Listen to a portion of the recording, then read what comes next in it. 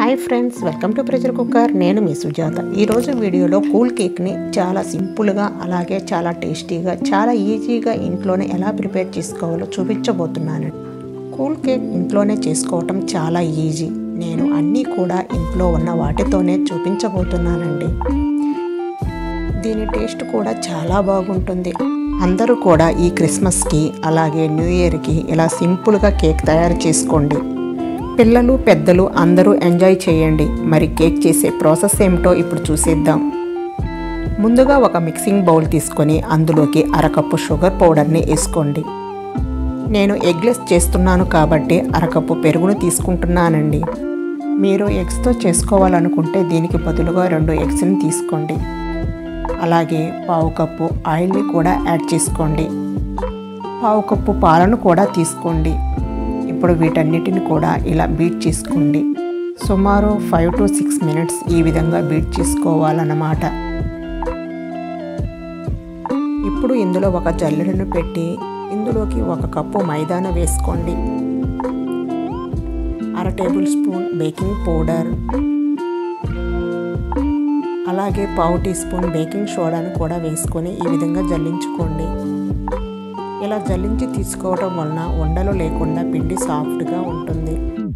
ఇప్పుడు దీనిని చూపిస్తున్న విధంగా కట్ అండ్ ఫోల్డ్ మెథడ్లో కలుపుకోవాలి. ఈ విధంగా కలుపుకోవడం చాలా ఇంపార్టెంట్ అండి. ఇలాగే మొత్తం బ్యాటర్ అంతా కూడా ఇదే విధంగా కలుపుకోవాలి. కేక్ ఎప్పుడూ ఒకే డైరెక్షన్లో కలుపుకుంటూ ఉండాలి. బ్యాటర్ అంతా ఈ విధంగా వస్తుందన్నమాట. నేను ఇందులో వెనిగర్ ఎసెన్షియల్ వేసుకుంటున్నానండి.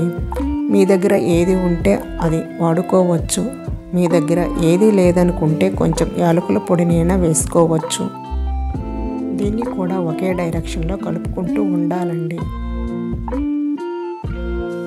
ఇప్పుడు దీనికోసం ఒక కేక్ బౌల్ తీసుకున్నాను. మీ దగ్గర కేక్ బౌల్ లేకపోతే ఇలాంటి స్టీల్ బౌల్ అయినా తీసుకోవచ్చు. నేను నా దగ్గర కేక్ బౌల్ ఉంది కాబట్టి దాంట్లోనే ప్రిపేర్ చేస్తున్నానండి.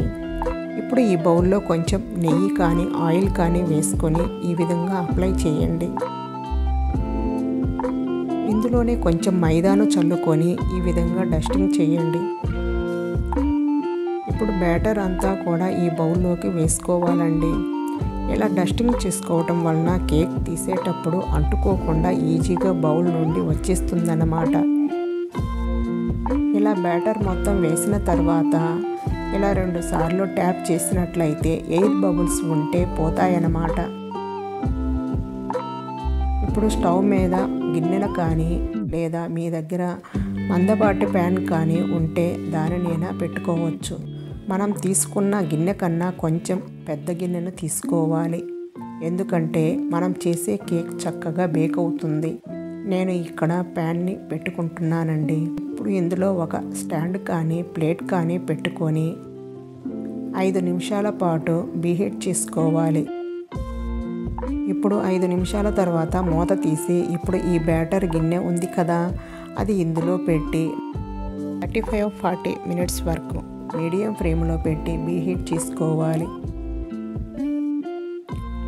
మధ్యలో ఒకసారి చెక్ చేయండి. చూడండి, చక్కగా పొంగింది. ఇంకా 10 minutes బేక్ అయితే సరిపోతుంది. ఇప్పుడు 45 minutes తర్వాత మూత ఓపెన్ చేసి చూస్తే టూత్పిక్ కానీ లేదంటే చాకును కానీ తీసుకొని ఈ విధంగా ఒకసారి చెక్ చేసుకోండి. టూత్పిక్ అంటుకోకుండా వచ్చినట్లయితే మనకు కేక్ అనేది బేక్ అయినట్లండి. చూడండి, టూత్పిక్కి ఎక్కడ అంటుకోకుండా వచ్చింది. ఇది చక్కగా బేక్ అయిందండి. లేదంటే ఇంకో 5-10 నిమిషాలు బేక్ చేసుకుంటే సరిపోతుంది. ఇప్పుడు కేక్ బౌల్ని బయటకు తీసి పూర్తిగా చల్లారిన తర్వాత ఒకసారి చుట్టూ అంతా కూడా చాక్తో ఈ విధంగా కదుపుకొని ఈ గిన్నె మీద ఒక ప్లేట్ని పెట్టి టర్న్ చేసుకుంటే కేక్ బౌల్ నుండి విడిపోయి ఈజీగా వచ్చేస్తుంది. చూడండి, కేక్ చాలా ఈజీగా బౌల్ నుండి వచ్చేసింది కదా. ఎక్కడ అంటుకోకుండా ఈజీగా వచ్చేసింది. కేక్ చాలా స్పాంజీగా ఉందండి. చాలా సాఫ్ట్గా వచ్చింది కేక్. ఇప్పుడు పైన ఉన్న ఒక చిన్న లేయర్ని కట్ చేస్తున్నానండి. ఎందుకంటే కొంచెం ఎత్తుగా వచ్చిందండి. దీనిపైన క్రీమ్ అప్లై చేస్తే ఈవెన్గా ఉంటుందని. ఇప్పుడు ఒక నైఫ్ని తీసుకొని మధ్యలోకి 2 లేయర్గా కట్ చేసుకుంటున్నాను. ఇలా చుట్టూతో నీట్గా కట్ చేసుకొని ఇలా చాక్తో కట్ చేసినట్లయితే ఈవెన్గా కరెక్ట్గా వస్తుందన్నమాట. ఇలా కట్ చేయటం ఎందుకంటే మధ్యలో షుగర్ సిరప్ అలాగే క్రీమీని కూడా అప్లై చేస్తాం కదండి. అందుకని ఈ విధంగా 2 లేయర్లుగా కట్ చేసుకోవాలి. ఇప్పుడు స్టవ్ మీద ఒక గిన్నె పెట్టుకొని షుగర్ సిరప్ కోసం అందులో అరకప్పు పంచదారను వేసుకోండి. అలాగే 1 కప్పు వాటర్ని వేసుకోండి. అరకప్పు పంచదారకి 1 కప్పు వాటర్ అయితే సరిపోతుంది. ఇప్పుడు షుగర్ అంతా కూడా కరిగే వరకు మధ్య మధ్యలో కలుపుకుంటూ ఉండాలి. షుగర్ కరిగితే సరిపోతుంది. ఇది పాకం రావాల్సిన అవసరం లేదండి. ఇప్పుడు స్టవ్ ఆఫ్ చేసి ఈ సిరప్ని ఉన్న గిన్నెను పక్కన పెట్టుకోండి. ఇప్పుడు కేక్ పై అప్లై చేసి క్రీమీను ప్రిపేర్ చేసుకుందామండి. దీనికోసం నేను 100 గ్రాముల హోమ్ మేడ్ బటర్ని తీసుకున్నానండి. ఇది కేవలం పాల మీద మేగడతోటి వచ్చిన బటర్ అండి. ఒక విస్కర్ కానీ లేదా ఫోర్క్ కానీ మీ దగ్గర ఏది ఉంటే దానితోటి ఈ విధంగా బీట్ చేసుకోవాలన్నమాట. ఇది కొంచెం క్రీమీగా వచ్చే అంతవరకు కూడా ఈ విధంగా బీట్ చేసుకుంటూ ఉండాలండి. ఇప్పుడు ఇందులో అరకప్పు షుగర్ పౌడర్ని కొంచెం కొంచెం వేసుకుంటూ బీట్ చేసుకోవాలి. అంతా ఒకసారి వేసుకున్నట్లయితే బీట్ చేసుకోవటం కొంచెం కష్టంగా ఉంటుంది. అందుకని కొంచెం కొంచెం వేసుకోండి. ఈ విధంగా అంచులమ్మటి ఉన్న దానిని ఒకసారి దగ్గరకు తీర్చుకుంటూ ఇప్పుడు ఇందులో మిగిలిన షుగర్ పౌడర్ని కూడా వేసుకొని ఇదే విధంగా బీట్ చేసుకుంటూ ఉండండి. ఇలా బీట్ చేసిన తర్వాత 1/2 టీ స్పూన్ వెనిలా ఎసెన్స్ని వేసుకోండి. టేస్ట్ చాలా బాగుంటుంది. క్రీమీలో వేసుకున్నట్లయితే ఇప్పుడు దీనిని కూడా ఈ విధంగానే బీట్ చేసుకోండి. క్రీమీలో వెనిలా ఎసెన్స్ వేసుకోవటం వలన టేస్ట్ చాలా బాగుంటుంది. ఇప్పుడు దీనిని 1 గంట పాటు ఫ్రిడ్జ్లో పెట్టినట్లయితే క్రీమీ చాలా సాఫ్ట్గా వస్తుందండి. 1 గంట తర్వాత ఫ్రిడ్జ్ నుండి తీసి మళ్ళీ ఇంకొకసారి ఈ విధంగా బీట్ చేసుకోండి. ఇలా బీట్ చేసినట్లయితే ఇప్పుడు క్రీమ్ చాలా సాఫ్ట్గా వస్తుందన్నమాట. ఇప్పుడు మనం ముందుగా కట్ చేసి పెట్టుకున్న కేక్ లేయర్ మీద షుగర్ సిరప్ని బాగా చల్లారిన తర్వాత దీని మీద అప్లై చేసుకోండి. బాగా ఎక్కువగా అప్లై చేసుకోవాలండి. కేక్ అంతా కూడా షుగర్ సిరప్తో నిండిపోయే విధంగా ఇలా వేళ్ళు పెట్టి చూస్తే జ్యూసీ అంతా కూడా ఇలా పైకి వచ్చే విధంగా అప్లై చేసుకోవాలి. ఇప్పుడు దీనిపైన ముందుగా తయారు చేసి పెట్టుకున్న కేక్ క్రీమ్ను కూడా అప్లై చేసుకుందాం.